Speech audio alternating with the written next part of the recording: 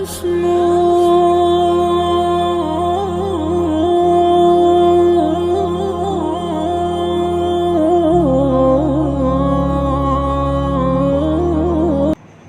بات، اب چونکہ اگلا جو دن ہوتا ہے عید الفطر کا، اس میں عید کی نماز ہوتی ہے، اس سے پہلے صدقہ فطر ادا کرنا ہوتا ہے. تو صدقہ فطر کے بارے میں جان لیں کہ عید الفطر کی نماز سے پہلے ادا کرنا ضروری ہے، ورنہ پھر وہ عام صدقوں میں شمار ہوتا ہے. اس کی مقدار، صدقہ فطر کی جو مقدار ہے ہمارے یہاں آگرہ میں وہ 55 روپے کے قریب. اصل تو یہ ہے کہ جو انسان گیہوں کھاتا ہے اس گیہوں کی مقدار سے وہ صدقہ فطر ادا ہوتا ہے، لیکن سہولت کے طور پر بتلا دیا جاتا ہے احتیاطاً 55 روپے صدقہ فطر ادا کر دینے سے ادا ہو جائے گا. اور رمضان میں بھی ادا کر سکتا ہے، لیکن بہتر ہے کہ عید الفطر سے پہلے ادا کر دے. اور تیسری بات یہ کہ عید الفطر کی نماز کا طریقہ، عمومی طور پر عید الفطر کی جو نماز ہے وہ ہمارے یہاں مطلب عید الفطر کی نماز سال میں صرف 2 مرتبہ ہوتی ہے، تو لوگوں کو اس کی ترکیب و طریقہ یاد نہیں رہتا. وہ میں مختصر بتلا دیتا ہوں، آپ لوگ اس کو ذہن نشین کر لیں اور عید الفطر کی نماز اسی طریقے پر ادا کریں. دیکھیے، سب سے پہلے بات آتی ہے نیت کے تعلق سے. تو زبان سے کہنا ضروری نہیں ہے. انسان صبح غسل کرتا ہے، عیدگاہ کی طرف جاتا ہے، تو اس کی نیت یہی ہوتی ہے کہ مجھے عید الفطر کی نماز ادا کرنی ہے. بس یہ نماز واجب ہے، عید الفطر کی نماز واجب ہے، اور اس میں 6 تکبیرات زائدہ ہیں.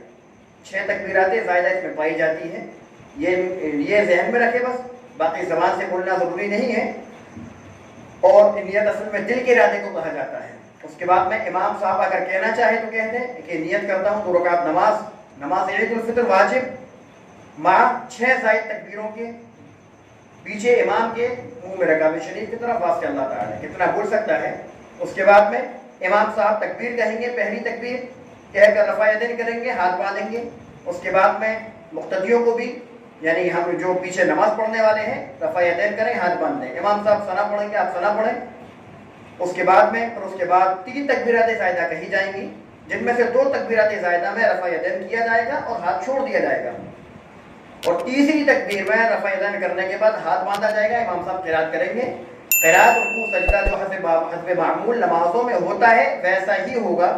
اس کے بعد میں جب دوسری رکعت کے لیے کھڑے ہوں گے تو امام صاحب قرات کریں گے. خاموشی کے ساتھ قرات سننا واجب ہے، خاموشی سے قرات سنیں. اور اس کے بعد میں جب امام صاحب سورہ فاتحہ اور اس کے بعد کوئی سورت پڑھ چکیں گے تو اس کے بعد میں پھر 4 تکبیرات کہی جائیں گی. ایک تو تکبیر کے پہلے 3 تکبیرات زائدہ کہی جائیں گی، تو اس میں رفع یدین کیا جائے گا، ہاتھ چھوڑ دیا جائے گا. چوتھی تکبیر میں بغیر ہاتھ اٹھائے رکوع میں جانا ہے.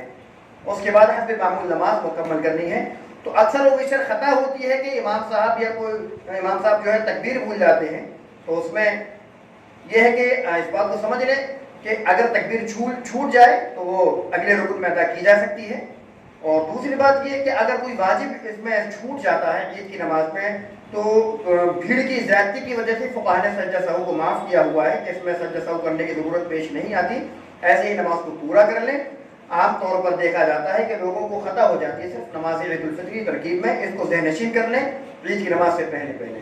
اللہ تعالی ہم سب کے روزوں کو قبول کرے، ہم سب کی تراویح کو قبول کرے. ٹوٹی پھوٹی جو عبادات ہم نے کی اللہ تعالیٰ قبول کرے. اور میری آپ سب لوگوں سے درخواست ہے، گزارش ہے کہ آپ لوگ اپنی دعاؤں میں مجھ جیسے سیاہ کار کو بھی یاد رکھیں. وآخر دعوانا الحمدللہ رب العالمین.